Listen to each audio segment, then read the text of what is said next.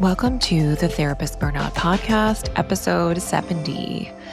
Hey, therapist, welcome back to the program. Today, I'm talking to you about, is it depression or is it burnout?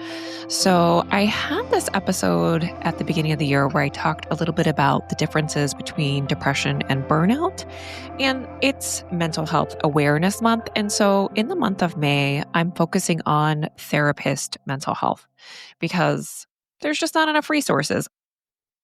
What I noticed during that episode and subsequently talking to other therapists on LinkedIn is just there's not a lot of resources for therapists who are struggling with their own mental health. So, part of this episode and this episode series is to help reduce stigma because I think for therapists, as much as we know, our mental health can be affected by the work, and we have a lot of risk factors going into the work, right? So, there's been a lot of research that talks about the risk factors that therapists have because maybe they've gone through something themselves. Maybe they've thought, hey, I've struggled with anxiety or I've struggled with depression. And so, I'd love to help someone else with this issue, which is great, which is a wonderful reason to get into therapy. And it also makes you susceptible to issues further down the road. So, I wanted to dig into this a little bit more. And I just want to reflect on the beginning of the year. I thought I was burnout again. I even joined a burnout group because I thought that's what I was experiencing. I hit this wall, and I think one of the mantras that I say about this podcast is I can't burn out of my burnout podcast. Oh, such annoying laughter. Because I think I know that you're my people who listen to this podcast because if you've got an advanced degree, if you've gotten a doctoral degree, if you're like me, I have, 4 degrees and, a few certifications, I think we tend to throw ourselves into doing more, into trying to do all the things to get ourselves out of burnout. And I think what was the hallmark of the big episode of burnout that I had over the course of 21 to really 23. It was 2 full years, honestly, of struggling and figuring out, am I going to close my practice? I had to recover from panic disorder and do a year and a half of EMDR therapy. And in all of that, I think that episode I became depressed. And that was scary to me because I couldn't do anything to get out of it. I think I could work on getting myself out of the panic attacks, and I did the EMDR therapy for it.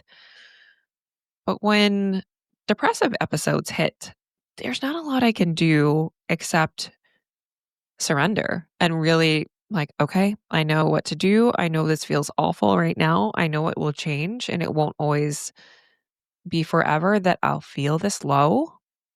But it's a very vulnerable place to feel like you're out of control and you're helpless. And really we're not, but I think when you're in that place, and I'm speaking to you, therapist, if you are in this place, because I get people writing into me telling me they're hopeless and helpless, that you won't always feel this way, and you don't have to keep doing life the way you're doing it. If there's anything that I could tell you, that's my truth. So I wanted to revisit this topic, number one, because it was one of the most top downloaded episodes that I ever put out. And so I know it's resonating with people. Also, even with all my knowledge, even with all the knowledge you have, you're likely missing the signs if it's depression or if it's compassion fatigue, vicarious trauma, or the whole shebang. I just think getting granular can be really helpful in your burnout recovery.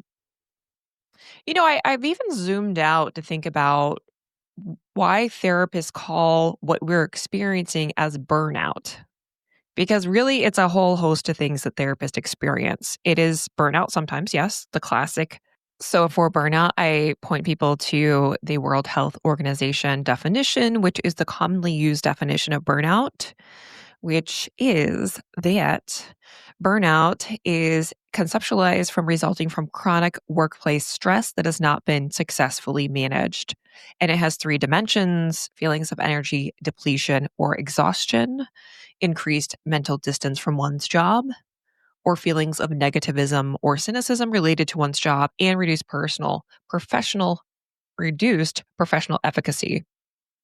And burnout refers specifically to the phenomena in occupational context and should not be applied to describe experiences in other areas of life. So that's your definition of burnout. And I think what the problem is, most of the therapists I talk to, they say, "Oh, my burnout affects every aspect of my life." Like, I am carrying this clinical burden with me in the soccer field with my kids' game to my vacation. I'm carrying it with me all the time. And I know that I wasn't alone. I know because I hear it from other therapists. This is not a just me experience. This is a universal therapist experience that what we call therapist burnout is not that definition. It's not the World Health Organization's definition. I think there's aspects of it, sure, that we're experiencing it, but it is not the whole story.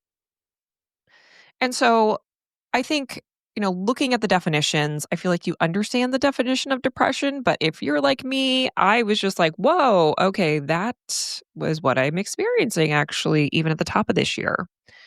And why it's so hard to tell the difference, what the research says about the overlap and why it matters, and how we can benefit from a new, broader definition of burnout.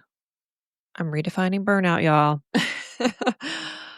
Just a reference. Mislabeling can delay healing. This is really about clarity, compassion, and taking the next right step. And so, that's been mentioned a lot in research and books about really getting granular about the definition. So, we've really talked about what is burnout. It's those classical signs of exhaustion, depersonalization, and reduced accomplishment.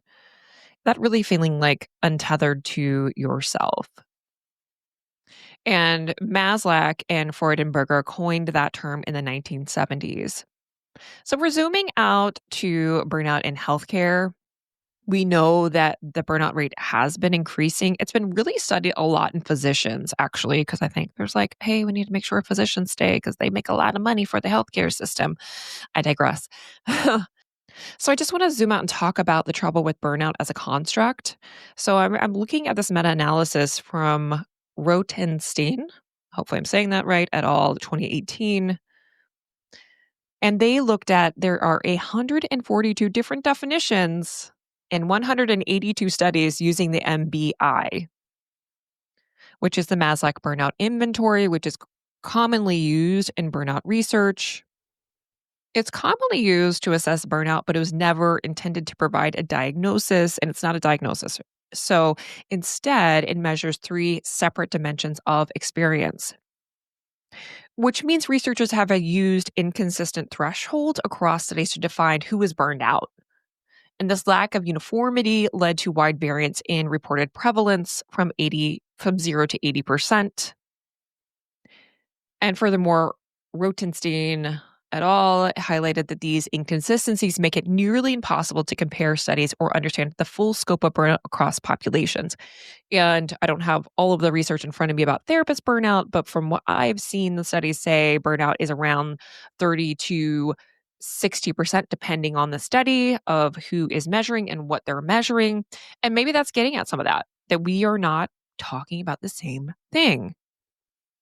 Furthermore, according to Guile and Sen 2024, this lack of a unified definition undermines the utility of the burnout construct in both clinical and research settings and hinders efforts to estimate prevalence, evaluate interventions, and draw conclusions about impact.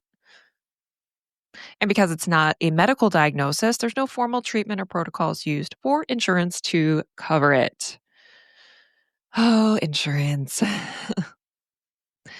And I think what I talk about often and what we also hear in therapist spaces, groups, Facebook groups, Reddit threads, there's growing recognition that what we're calling burnout is a cluster of overlapping phenomena: compassion fatigue, vicarious trauma, moral injury, clinical grief, system induced despair. And I think just looking at this more comprehensively and really figuring out what granularly am I experiencing can really help us understand what we need. So I think what I want to drive home is that burnout is just one thing. It's not often the whole picture. And that really matters with how you respond to what support you need and the field. Like what are we telling clinicians? And that's I think one of the passions of this podcast and my platform is that I don't want new clinicians to burn out. We need therapists. I don't know what these tech companies are saying, but I think this AI chatbot thing is going to run its course. It's going to be there, right? There'll be chatbots. It's fine. But people are going to want people to help them heal because we're humans.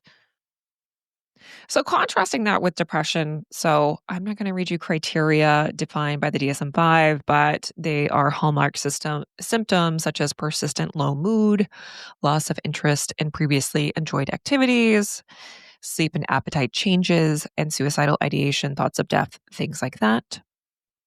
And I think it can be triggered by external stressors like work, but still it's depression. So, and that was true for me. I had an episode of depression after I became a new mother, and I really hadn't had one like that before.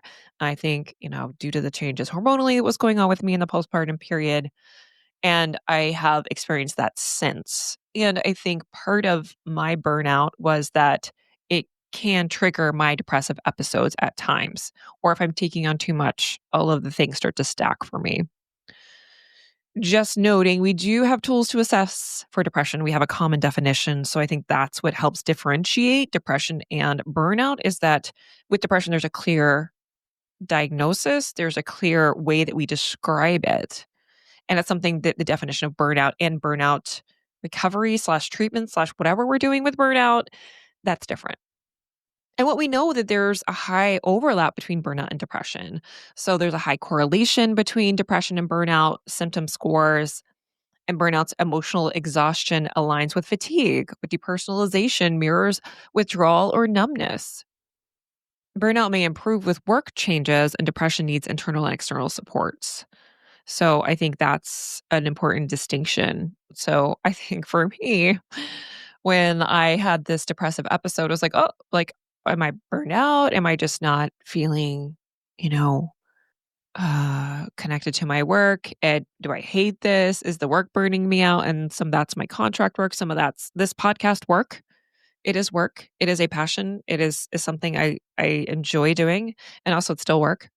Also, it's still something that that I have to do during the week. So I have that reality in place now that I've been podcasting for 4 years. When I went into it first on my old podcast, which was TBI Therapist, where I talked about TBI and all the sequelae associated with that. It was something I felt was really important and met a need.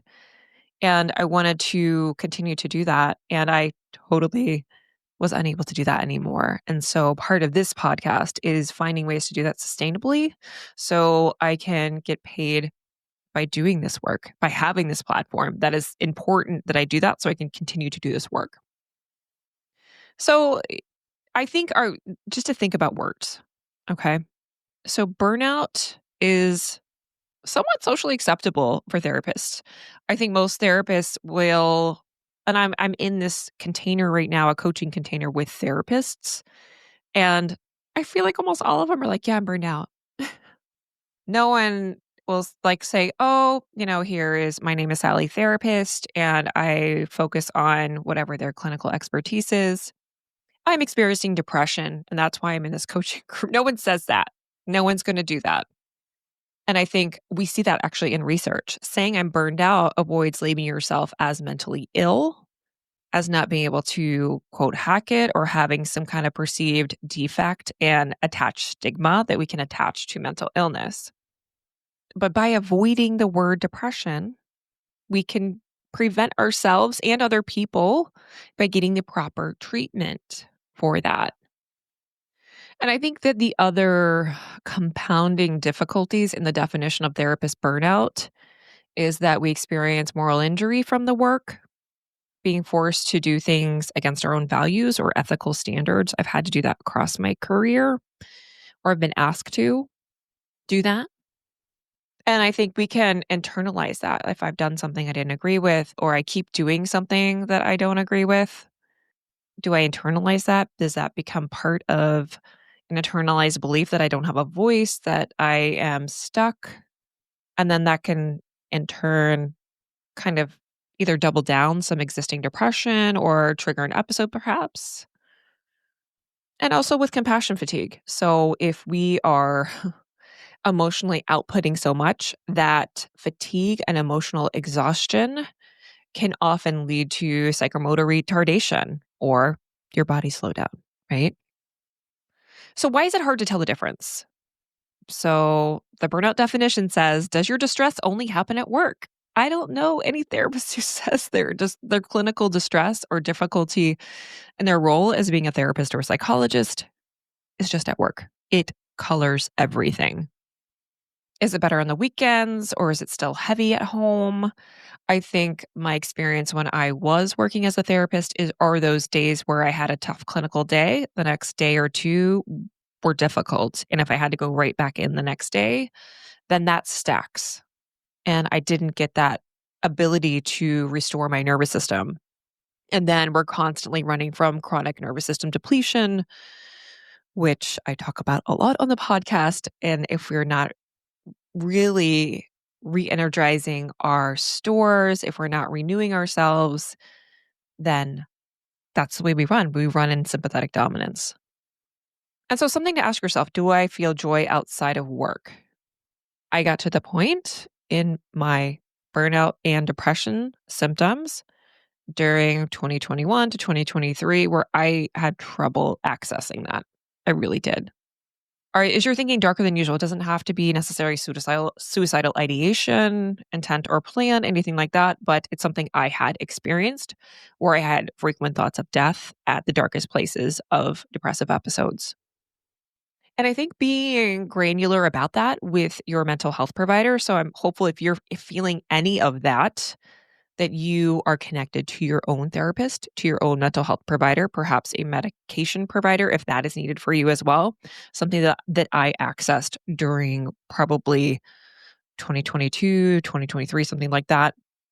When I've talked about clinical grief, I lost two clients in the pandemic, and that affected me more than I could have ever imagined. And I bring that up because I know I'm not the only one struggling with that, either if it was a death by suicide or a client died. In my case, it was two clients that had passed away, not from COVID in 2020, interestingly enough, but had passed away. So what I want to drive home to you is that getting granular and naming what you're actually experiencing is number one, it's validating.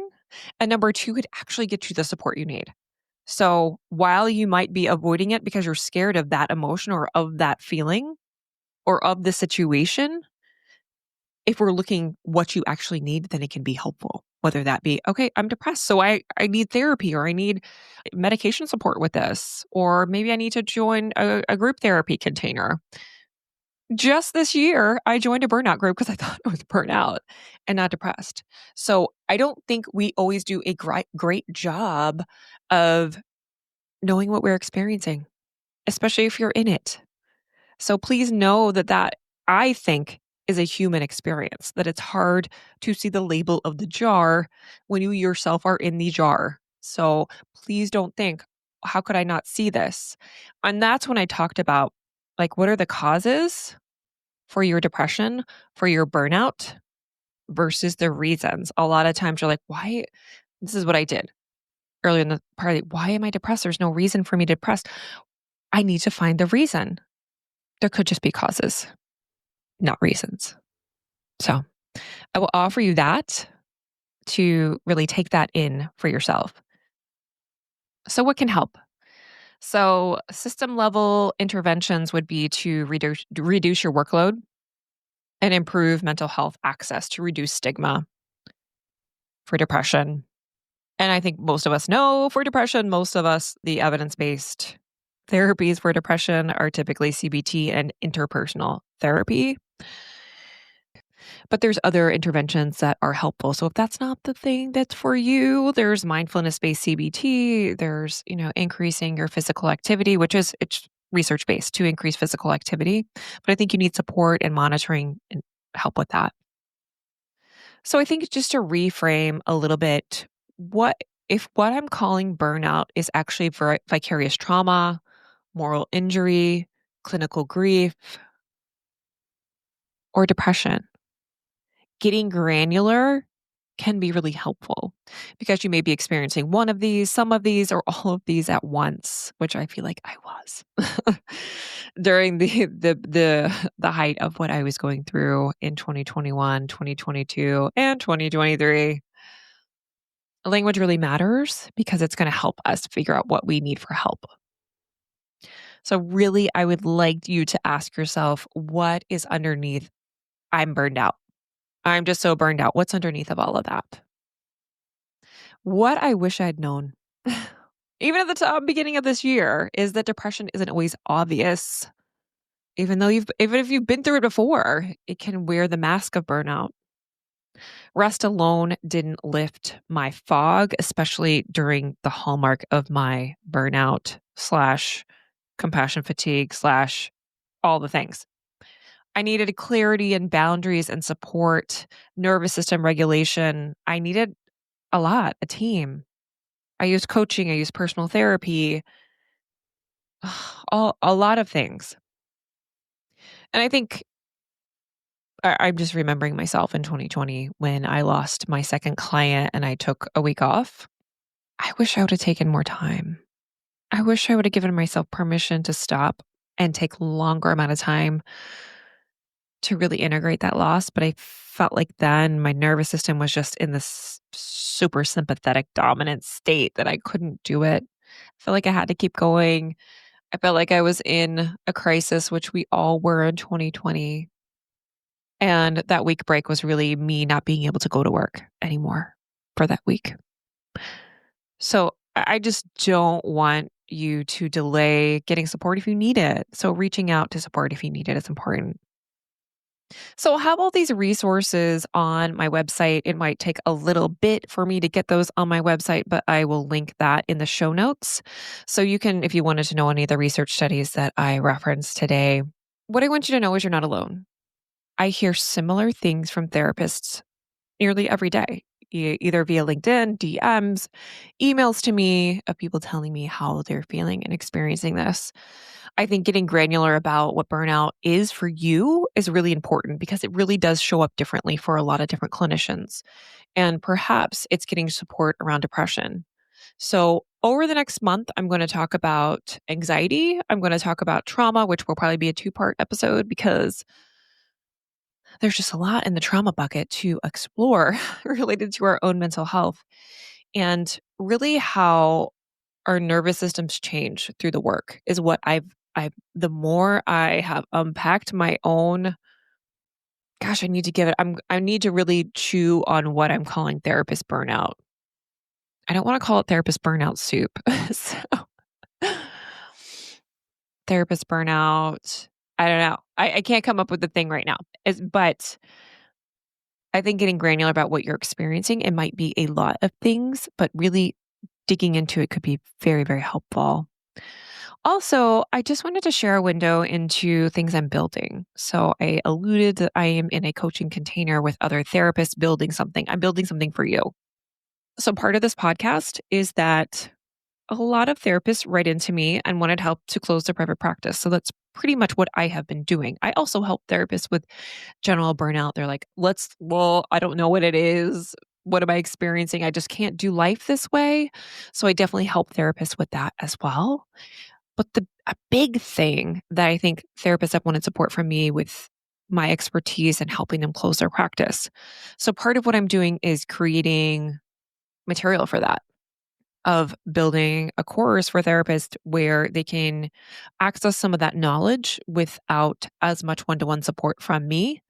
And so I'm building that out and with it, I'm also building out kind of my guideposts on burnout recovery and what therapists might want to think about and what practices they might want to consider if they are struggling in their own burnout. So I'm excited by that. I think I'm also excited. I mean, I'm just going to say a dream on the podcast. Part of what is getting me excited about building things is that I really find joy in joyful exercise, joyful movement. I am a yoga-ish teacher. I teach a format that does a little bit of yoga, a little bit of Pilates, a little bit of everything to music. And we know that the nervous system is regulated by music. And so I love this format that I teach. And I'd love to bring something like that where we can retreat, where I teach you this yoga class that's done to beautiful music that's regulating to the nervous system, where we have time to just really connect with each other and be seen and known and heard and untangle this web. So that is the other thing that is sparking in me. And I want it to come. It's not coming yet. I'm not sure what that looks like. Does it look like a retreat?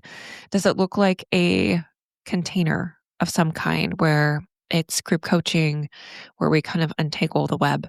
I don't know.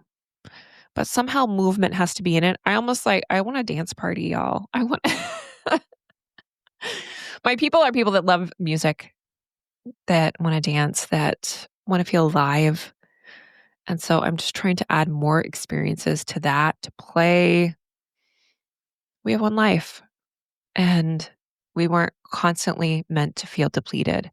And so I want that for therapists. I want you to feel alive. I want you to feel supported, connected, known. I don't want you to feel isolated and lonely. So if you need a friend, I can be your friend. I am in your ear and with you maybe on a walk or washing your dishes. So I hope that this has been helpful. And I'll also link supports for mental health. So the NAMI Warm Line is a support line. They also have support lines just for clinicians. There is not a ton of support for therapists, but there is some out there. So I'm going to link some of those resources. But if you need support for depression, I would encourage you to reach out. It can be hard to find a provider, especially if you are a clinician. You might have to go through a few therapists. I went through 5 to find the right person that I felt like I could share more with. It's worth it. You're worth it. Okay, take care.